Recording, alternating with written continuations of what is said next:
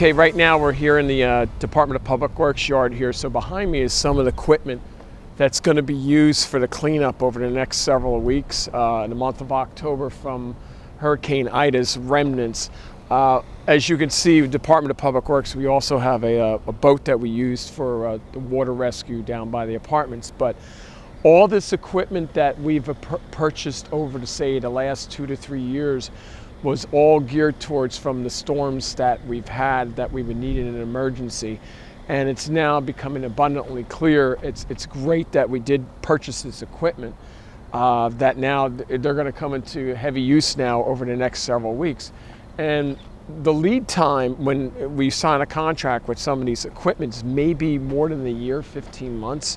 Especially now with the chip shortages. So we're going to have a lot of roll-off boxes, a lot of roll-off trailers and everything. The garbage trucks are all going to get use out there over the next couple of months. But I would like to go over by the garage and show some people something that even DPW had problems with. Behind me is a wheel loader right here that we had just recently received within the last 4 months here in the Department of Public Works. These are good use for during a very large storm event, such as the flooding for debris. However, this brand new one is now down, and the reason why it's down and not operational is because during the height of the flooding, it was used as a rescue vehicle with the bucket right there to rescue people that were trapped on the roofs of their cars.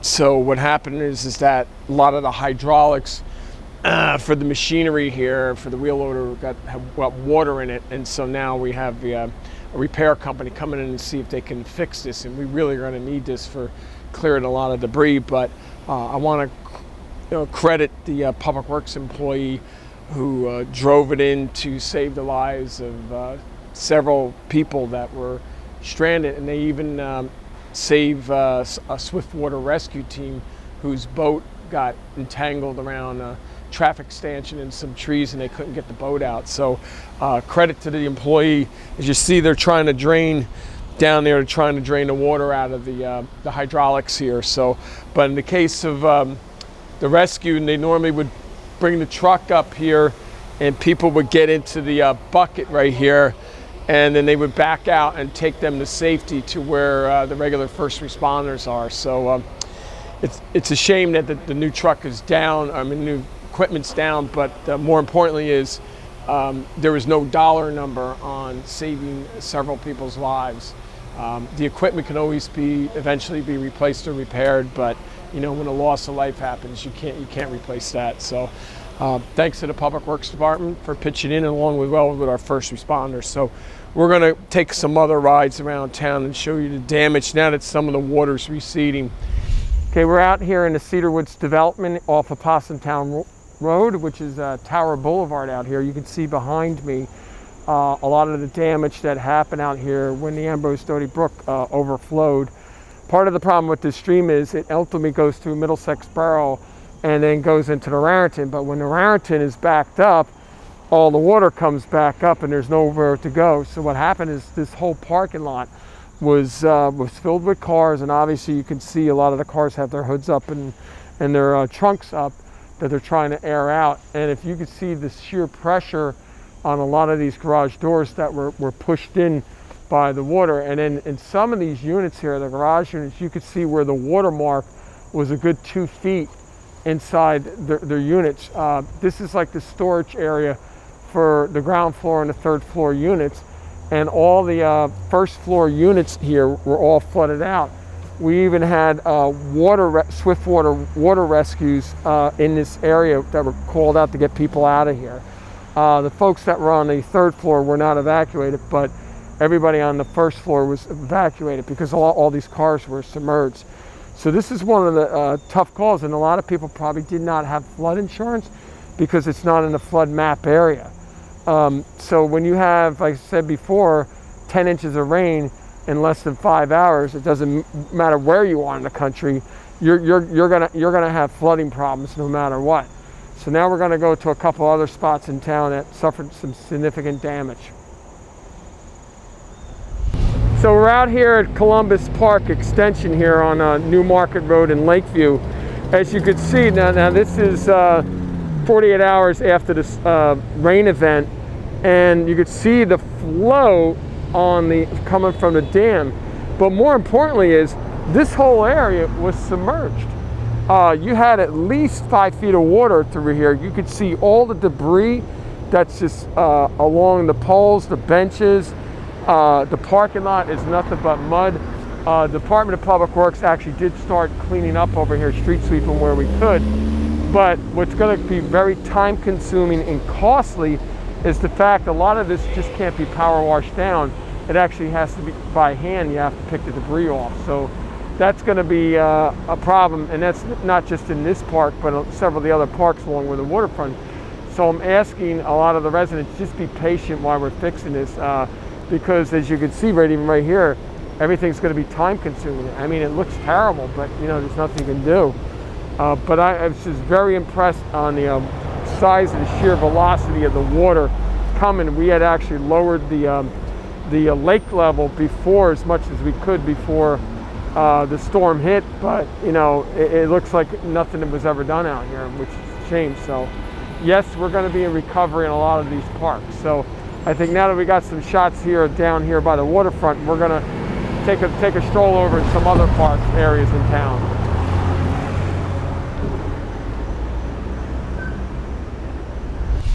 We're over here off of Rock Avenue in Marvin Alexander Park, which was named after the late Councilman Marvin Alexander. You could see the sheer power of the water that came through here.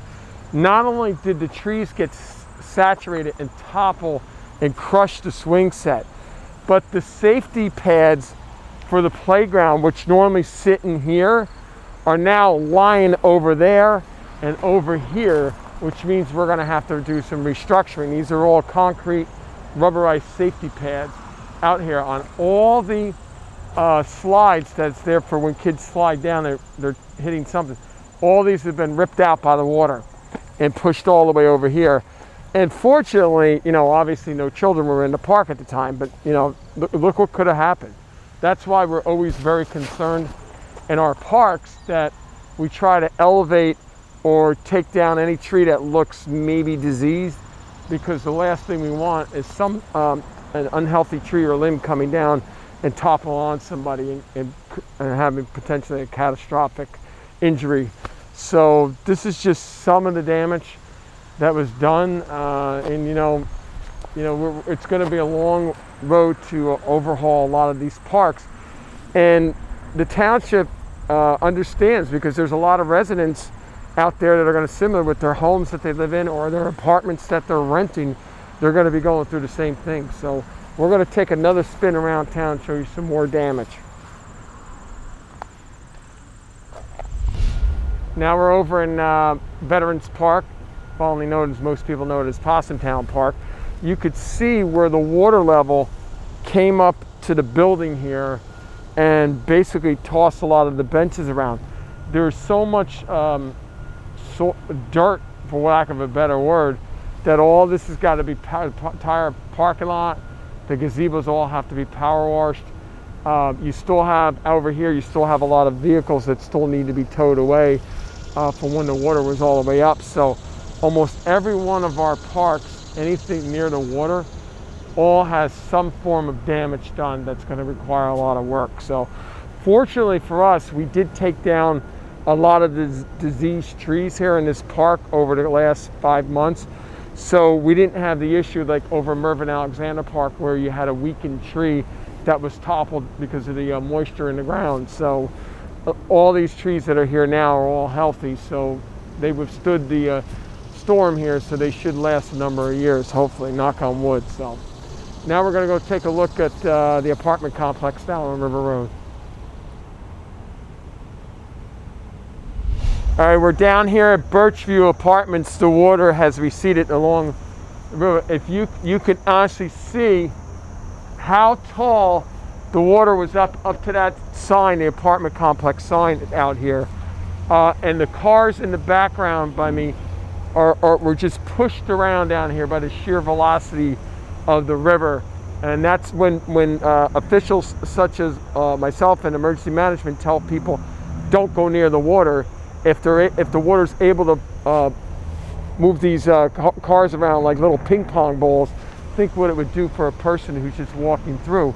And we're always worried if one of these storm drain grates ever gets popped up, we don't want somebody being sucked in it to go out in the sheer velocity. So right now you have a lot of the people who live here on the site. They're salvaging what they can.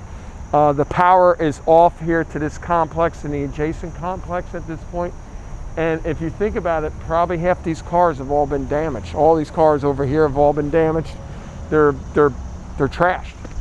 So this is a very traumatic thing for a lot of these people who rent here, because all these units here in the back, their electrical panels and hard wiring for their entire buildings were all underwater, which means more than likely all this wiring has to be replaced. And that means it's not going to happen overnight. They have to get contractors in. This may take weeks on end to get these units here livable again and safely, that it will pass the building inspection. So this is part of the hard problems that people run into when you live near the water. Bert, why don't you explain your little experience when the water came up and what your family had to do to be rescued? Yeah, it's disturbing actually, especially for my son. He saw very first time this experience, and he was crying. Actually, we got evacuated through for the boat, and it was almost 5 feet above the ground when we got evacuated. And after that, they leave us over the drive on the river road, and after that we're trying to call Uber, and Uber is not available. Oh yeah, that was a tough time. A lot of people were calling. Everything is blocked. Yeah. Highway is blocked, and it took 2 hours to get Uber, and we got we got Uber, and then I went to my sister's house. So we are allowed to work remotely from our Comcast actually, and I'm working from my sister's house right now. So at this point now, the whole complex has no power. No power. Because the power was shut off, because they're waiting for the water to recede, because they believe the management company, they got to come in and everything has to be inspected, all the electrical wiring. And one of the drawbacks with Albert is, unfortunately, him and a lot of his fellow residents in this complex are experiencing it's not going to be fixed overnight.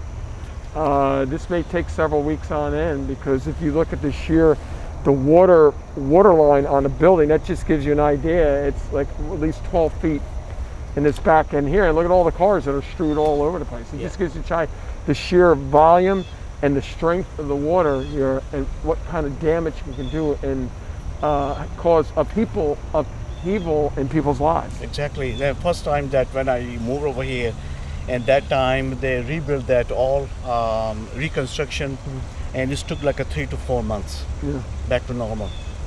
And I don't know how long it's going to take. It looks like the whole complex, actually Birchview, is down, and I don't know how long this is going to be a monumental undertaking here to do this. So, like I said before, the building department, Piscataway Township, we're ready to go when for inspections whenever the contractors get in on behalf of the management company here. So we want to make sure people get back into their residency as quickly and safely as possible, because that's the key, because we don't want people homeless, in essence. I appreciate you come over here and you visit personally and to see that, and it's awareness for you that how damage we have over here. And thank you very much, and appreciate it. You come over and visit this Birchview Garden Complex. Yeah. And I think a lot of the residents in town can emphasize what's going on here, because there was a lot of damage throughout the entire community. Maybe not to the extent of this, but there was damage throughout the whole town, and we're all going to be recovering, no matter how large or small in a way. But you guys have a tough challenge down here, though. God bless you. I'll pray as well. Yep, that's why we're good. Hang in there, okay? Is this the same team? So, Governor, basically everything, Thanks for having to give you a perspective of how deep the water here is, Yeah. if you come right around the corner, I can give you the exact height right here. So, all this, the height of the water was above the number 4 sign. Holy mackerel. So that just gives you the height of what the water is.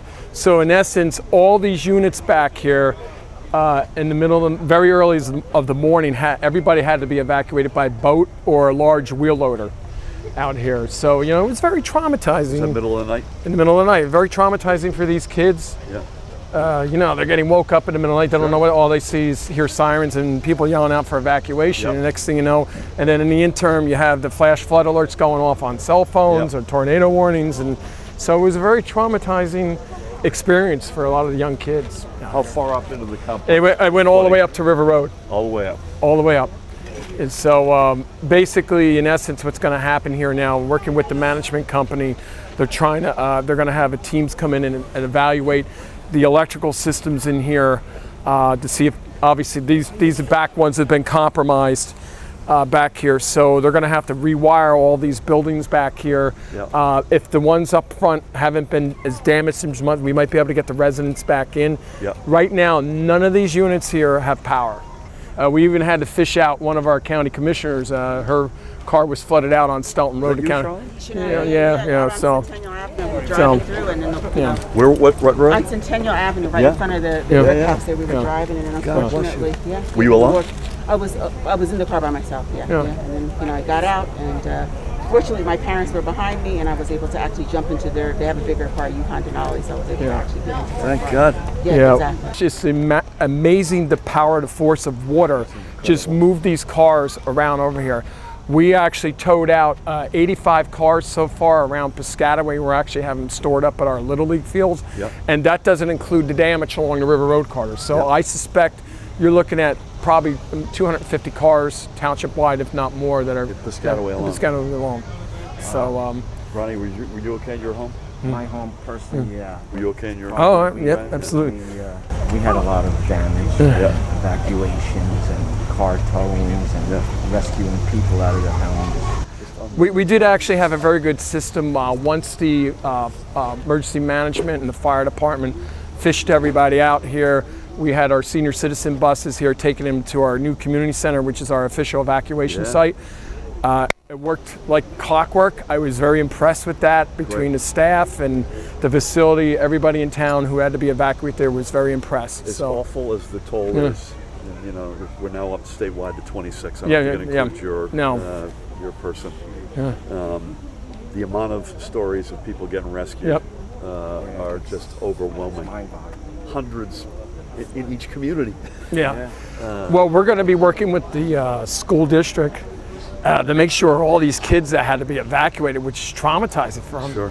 that the As if teams, the pandemic yeah, were that's enough, right. So they had to add on that. So Right? We need anything from the It's county. not like we had an easy year and a half Yeah. leading up to this. yeah. First the pandemic, We need any help from the county. Yep. There, No, I you know, appreciate it, for Director. our Appreciate it. buses and So- I assume I'm looking at manpower. Governor, if you want, we'll take a quick look around over here, and Yeah. because I know some other residents that might want to say hello to you. There's a total of almost 800 units out in this area. So there was damage over on the next complex over there and the next one. So pretty much anything 200 yards from the river was underwater. What am I looking at there? Is that a fence that's? That's a fence that's over with, grass. And then, the sad part about it is all these cars are back here are all in the water trash. So all these people lost their means of transportation for their jobs Sure. and to go out and get basic needs. Is this an area that has flooded in the past? The last time we saw, 2 times that we saw, in 1999 we had Hurricane Floyd come through here, and then in 2011 we had Hurricane Irene. Yeah. But this was at Floyd level right here. This storm right here. This definitely beats out Irene by a long shot because Right. last time it was mostly concentrated towards the river area, Yeah. but this time it was throughout the whole community. And as I know, as County Commissioner Director Rios will tell you, it was throughout the entire county. So this was more far-ranging devastation, as you know, Governor, from around the state than in isolated pockets. No question about it. So, No question about it. but I do want to thank all the volunteer first responders. we had even our OEM director, Paul Snyder's around, even his house was under like 8 feet of water, and he was out helping residents out while his own house was trashed. So, I mean, the stories of heroism by first responders are overwhelming. Yeah, absolutely overwhelming. So many volunteers, even people that are not even first responders. Yeah, the people are just. You read stories where just your neighbor came in. Yeah. So if you don't mind, Governor, we'll take a walk. All these kids all had to be evacuated. You guys okay? Come on. What a night that was, huh? Yeah. Were you asleep and then your mom and dad woke you up? Yeah. Well, the neighbor just knocked on our door and said, move the cars. And said what, sorry? Move the cars, get evacuated. Yeah, The get water's out. coming in. Yeah. Well, thank God you did, right? Yeah. I like that Brazil soccer shirt there. Thank you. And that USA shirt right beside it. You Stay strong. You staying with family? Yeah, but we don't have anywhere to live. Yep. Sleep because our places are full of money. You can't, it's gonna, we're gonna stay with you and we're gonna help you figure this out, all right? Thank you. Stay strong, everybody, all right? God bless you. Yeah, that's it. Oh man, you are staying strong. You were. Right here, all the water just pushed all the cars like an accordion door. Accordion door. Is that yours? This is yes. Oh, These are good Lord. all these 3 by cars. Look at this. And if you see, all those are broken actually. Yeah. And these are my car. That was my car. Yeah. It's total, I believe that. Unbelievable. Yeah. And this terrible disaster over in this area. Yeah. Birchview Garden. Did you have to get rescued? Yes, we got a rescue boat. Yep. And my family, my son actually is 11 worry, years man. old. Yeah. There's a little. And, we rescued by rescue boat actually. Yeah. Bless you. And it was morning time. It not warned us actually. Yep. And just all of a sudden we see that, and water is above 5 feet. Unbelievable. Unbelievable. But Hang in you there, man. see that all these cars, Yep. they bang each other Yep. and all destroyed. They're all gone, right? Because all this was underwater. So. Yeah. So thanks God actually. After rescued, we went to our sister house and we stay over there. Thank God. Yeah. Thank God. So basically, Governor, during the day, that's when people are basically allowed back in to try to salvage some things, but there's no power out here.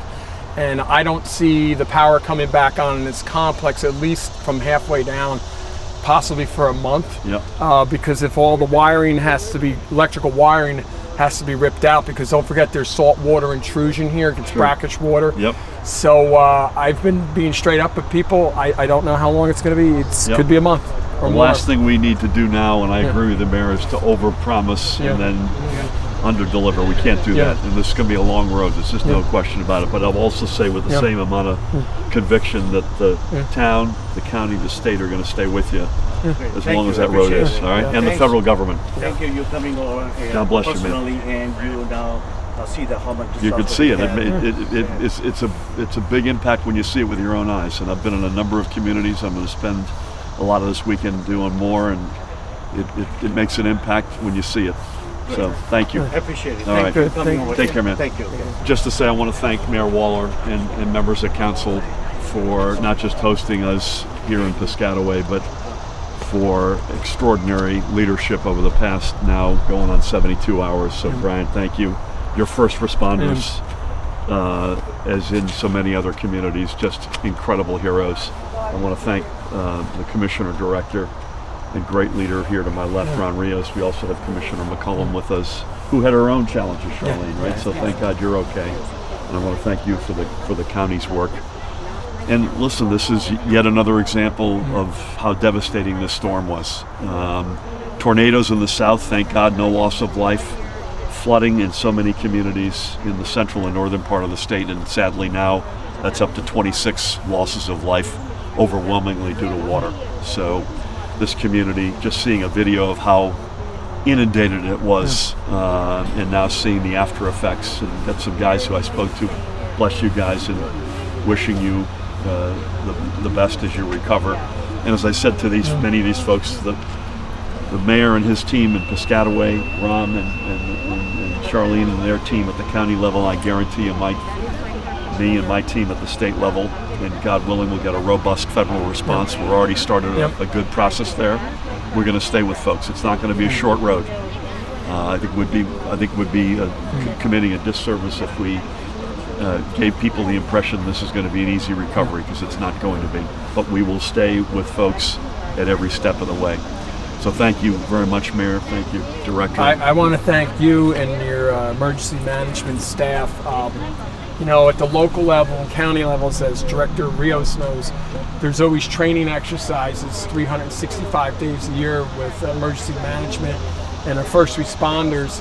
I was very impressed, having been mayor for almost, for more than 21 years and a councilman elected official here in town for 30 years, that how seamless the response was. Were there hiccups? Yes, but given the fact of the magnitude of what happened, we even had mutual aid coming in from Ocean County and Monmouth County to bring boats in. A lot of people in this development was very impressed that folks from around the state cared. So we're going to continue to work through this. The new building, the community center that we built, with the mine has an evacuation site, and that planning went in during Hurricane Sandy, was priceless. Thank God I could not have done without to help shelter these people here, residents, and more importantly is that the equipment over time that the county and the towns both bought for potential situations like this really came into play. So what I like to say to residents of all the municipalities in the state of New Jersey, when your county government and your local municipal government are purchasing equipment that may not be used for a couple of years, but when you need it in a time like this, like for instance, our brand new wheel loader, which is $250,000, ended up saving 7 women who were stranded on top of a car that was drifting into the river. Granted, the machinery is now trashed. We're going to get it fixed, but what dollar amount do you put on a life? Amen. And so I'm just asking residents around the state, be cognizant when your local officials go to have to make major purchases for equipment on that, because you never know when it's going to happen in your community. That's a great point. Absolutely. Clarify the aid that's available to residents in New Jersey. Well, it's too early to tell, because we'll do whatever we can at both the local, county, and state level, and we're already doing it. We put $10 million on the street yesterday for small businesses, but the big chunk of this is going to come from the federal government. I spoke to the president. We've already gotten a very good first step. We're going to continue to pursue that, because we need that to be a first step, not a last step. And as I said to folks, it won't be easy and it won't be a short road, but we will be there with them. And I know I can say that on behalf of all of us. Real quick, if it could. Yeah. How does the state of New Jersey plan to rebuild the infrastructure to be prepared for global climate change? This is the reality. So these storms are more frequent and they're more intense, and we have both infrastructure and a playbook as a state and as a nation that is not up to par right now. It's not made for the current reality, never mind the future reality. So it's all the stuff that you would imagine, including stormwater runoff, building back up, setbacks. We're the most densely populated state in the nation, and we've got a location second to none, which is great, but we're also as exposed to the realities of these storms and climate change as any state. The feds look like in Congress that they're going to get a big infrastructure bill, and there's a huge amount of money for climate resiliency in there. I bet you we're probably the #1 beneficiary as a state if that bill passes, and the president, I know, will sign it. And I want to add that a lot of that has to do with our local Congressman Frank Bloom, who chairs the major committee that has jurisdiction, and by the way, was on daily basis on the phone with the local congressman and his staff. This is a great point. You couldn't have a better congressman for this. I was Brian, on the phone with take him care of me. All right, if you don't mind, the governor's got to be on his way. Love you. Thank you, Governor.